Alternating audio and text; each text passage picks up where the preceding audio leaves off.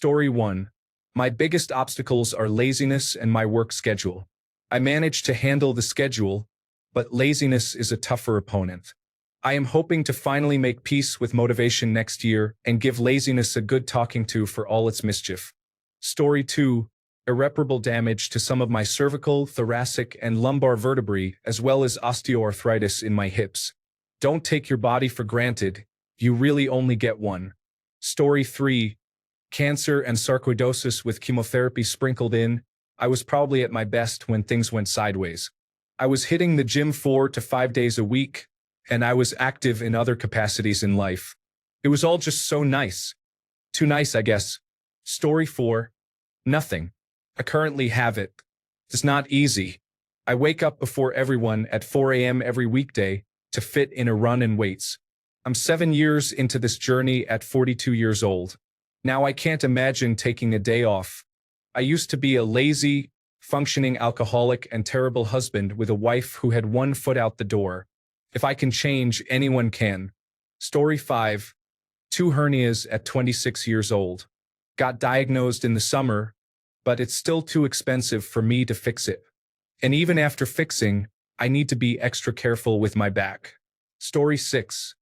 I do not care anymore. I am not interested in trying to impress anyone. My ego is in check, so I do not care what anyone thinks about me, and I am happy with myself. My body is perfectly capable of all the everyday tasks I encounter. In my day-to-day life, I do not need to lift heavy objects or run for miles. I am in decent shape as is.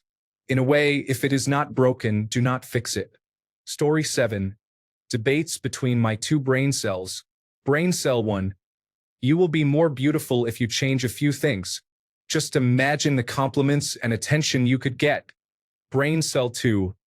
But what is the point of striving for a different version of beauty when you are already unique and beautiful in your way? You are perfect just as you are. Embrace and accept yourself for who you are. Guess who wins every time? Story 8. I had the best body I could ever have. I was so happy and healthy, but then illness came. I am trying my best to even get out of bed. I was so proud of myself. Story 9. Self-love. Who cares about the shape of this body? I love myself too much to deprive myself of earthly pleasures while I'm here. I should add that I work in hospice, and even the healthiest among us end up in about the same shape in the end. So excuse me while I enjoy the panettone that my mom sent me for Christmas. That thing is heavenly. Story 10. When I was the attractively thin body type, I did not get periods or they were very irregular. I would get sick more often and was generally weaker. Now I have got some more jiggle to my wiggle. I am much healthier. No more cysts on my ovaries. Colds go quicker. Periods are consistent. Apart from rare occasions of life-changing stressful times, I can carry more stuff and am more capable. It is what it is. Story 11. Genetics and not wanting to use drugs. I eat well and work out a lot. I'm muscular but not absolutely ripped due to my genetics making me naturally small-framed and on the skinnier side.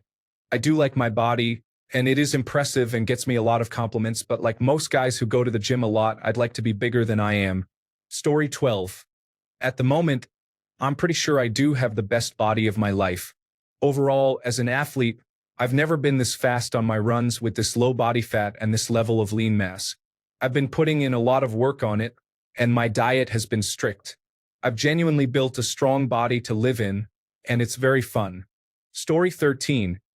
My legal name is Obese Atron 5000. At my heaviest, I was mid 500 pounds. During lockdown, I changed my relationship with alcohol and junk food. This was way easier than I thought because I was working from home. I'm 320 pounds now, 100 pounds to go for my height and bone structure. But since being called back from working from home, I have been plateaued weight-wise. Being able to cook from home, get good rest and hydration, as well as moving was way too heavy to do much exercise besides weightlifting. Helped. But that has fallen by the wayside, sadly. It is hard to balance everything when just getting to and from work takes so much out of the day. But I guess companies need to justify paying rent for their buildings. Morale was way up and production was unharmed by working from home. I miss having more agency on my workdays. Story 14. I'm burnt out. As an autistic person getting no support, working over 60 hours a week to make rent and eat, and having lost my mom in October, that grief is fresh. I cry every day. I do not have the mental capacity to figure out a meal plan, meal prep, create a workout plan, and be disciplined in these things when all I want to do is lay in bed. I have just enough to get myself to work on time every day and feed myself. Choosing food is a big issue for me on a regular day, and I can feel that slipping away by the hour. I'm just going to have to be overweight until I'm no longer overwhelmed. Story 15. It's not my priority now. I work out on a regular basis and eat pretty healthy, and that's enough. My priority is health, my relationships with my husband, kids, and family, creating space for creativity, and doing well at work. And that's okay. Story 16. Nothing really. My body is currently working hard on creating a new life inside. I might look bigger and not standard, but I feel this is the best body I've ever had. Screw the media aesthetic and social expectations. There's only one acceptable body type. As long as it's healthy and serves its purpose, it's the best one yet. Story 17. Gout and exercise-induced asthma. I tried going to the gym a couple of years back, and the day after, I was sore and my right foot was swollen thanks to gout. Then I tried just running and found out about that asthma as I kept coughing for the next hour. Story 18. Trauma. Went through some bad experiences when I was younger, then realized I stopped getting unwanted male attention when I gained weight a few years later. Now, every time I notice I've lost weight, I have uncontrollable cravings for chocolate and cupcakes and that sort of thing. Story 19. Honestly, a lack of giving a damn. I'm lean, 5'7", nice face, but skinny body, and I don't really care. To me, it's one of those things where either you're built or you're not, and you make up for it with your personality or money if we're talking about attractiveness. Story 20. Binge eating, attention deficit hyperactivity disorder, probably, according to my psychiatrist, no discipline, depression, laziness. It's me. I am stopping me, and I hate every single day of it. Story 21. I think mostly I'm too lazy to prepare a healthy meal every day that does not include chocolate or something else afterwards. Also, I can't make myself move away from the computer. Story 22. I think I have it now, but it is just average for now in comparison to other people. I have always been skinny, and after 24 to 25 I got a little belly, so I became skinny fat. Now I have a nutrition plan and I am eating better. Also, I have been going to the gym for 2 months. I no longer have a belly, and I see my muscles grow a little bit and I am stronger. I had better stamina and energy in the past, but that was when I was 20 to 22 and now I am 28 years old. Story 23. This year, I've gained literally a stone in weight, after years of already hating the extra pounds I'd put on since COVID-19. So your question is such a good one. What is stopping me? I'm 5 feet 3 inches in height, so a little extra weight has always shown quickly on me and easily makes me feel uncomfortable. I've been actively disliking my body and weight for a few good years now. Yet, despite that, to be truthful, I know I've not committed to doing anything proactive about it, so I've only got myself to blame. I have a new job I really love. It's a little stressful at times, but I don't care as I genuinely love it. It's, of course, sedentary for the most part, and I drive. So, I find myself being lazy and not committing to any sort of new exercise regime or a clear-cut, simple diet either. Yet, I've still been hating my weight and wishing I could wear all of these lovely outfits, but always think, one day I'll do it. One day, I'm 30 and child-free. I've got no excuses, but have just been simply lacking any motivation. I truly need some spark back in me. I want to recapture my confidence and unlock so many avenues that are held back simply because of my low confidence. I need the universe to kick me into gear. Story 24.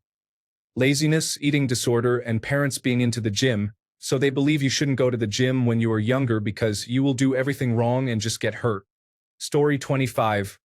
Honestly, it is the inability to force myself to make healthy living habitual and consistent. First of all, you have to delay your immediate gratification expectations. Eating chocolate or a bag of chips is immediately satisfying. Eating a fat-free, sugar-free bowl of lettuce with no dressing is not. The early stages of diet and exercise feel uncomfortable. With almost any diet, you are restricted from comfort foods and treats, which makes you feel like you are missing out or hungry and craving things you cannot eat. Other people you are with are ordering a big batch of bacon cheese fries, and you are not. Exercise in the beginning is challenging. You can't do a lot, are out of breath, and feel exhausted. The next day, every muscle hurts.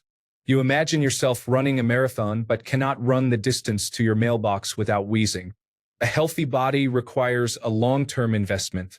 If you do not continue your healthy habits, the path back to square one is faster than a game of chutes and ladders. Age is working against you too. If you don't keep up, it becomes harder every year that goes by. Story 26. Type 1 diabetes. Exercise, especially cardio, is impossible at times. I go to the gym just to walk and end up quitting in less than 30 minutes at least a quarter of the time. If you see someone eating candy on the treadmill, it's probably me. Story 27. Depression. I would rather grab a bag of chips or takeaway to give me that serotonin boost, but afterward, I feel like crap. Years of binge eating and dieting phases. Self-sabotage. I have thoughts of, what's the point? You'll have loose skin anyway. It's exhausting. Story 28. Don't want to. Also, I already lost 20 pounds, and when I lost that weight, I lost my breasts with them, so they're just saggy and sad at the ripe age of 26. Story 29. Old age. I still lift and cross-train hard. And I'm still very buffed up. I still use great skincare and have professional esthetician equipment. I still have long, thick hair and white teeth. But I just don't look 18 anymore. Story 30. Being emotionally stunted due to adverse childhood experiences. My parents tried to instill discipline in me, but it never stuck since I was busy struggling with them posturing unhealthy emotional regulation. It always confused me how they could be so disciplined yet so emotionally immature at the same time.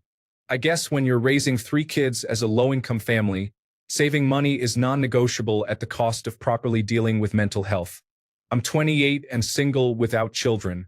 I have much less responsibility than my parents did at my age.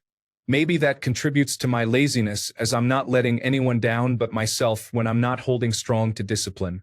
It's hard to do something just for my own long-term benefit. I'm essentially still in the process of reparenting myself as an adult and learning to emotionally regulate, and it's been a long journey. It's only been in the last 2 years that I've learned to stop viewing myself as a victim of my circumstances since it minimizes the power I have to change things as an adult with freedom over my actions. The past might have shaped my life growing up, but I can undo any negative shaping in the present so that future me can be free from my past.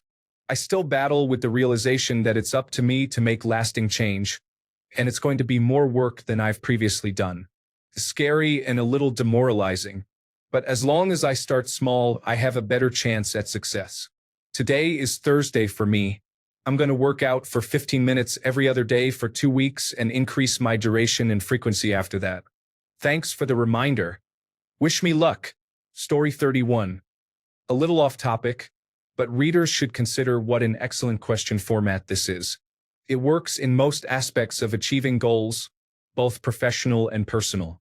What is stopping you, something, or the project from moving forward with plans? A variation is, what is blocking things from moving forward? Once you know the answer, things become a lot clearer on what needs to be done. Story 32. My lungs are toast. I started smoking when I was 13, quit when I was 28, and switched to vaping. I planned on tapering off, but it just turned into a new way to consume more nicotine faster. I get winded just by walking. Story 33. Well, I'm 59. And I was recently diagnosed with rheumatoid arthritis. Before that, I had spent the last 2 years losing 75 pounds with diet and exercise. Since my diagnosis, I've gained back 9 pounds in the last 6 months. So, I guess it's back to more disciplined eating. Story 34. My chronic disease, which is also autoimmune, is a form of microscopic colitis called lymphocytic colitis. It causes severe flare-ups and inflammation, and I also have endometriosis, which is quite severe. I was not born healthy. Story 35. Recent injury. Due to a lot of life changes, I had a kid, changed jobs, etc.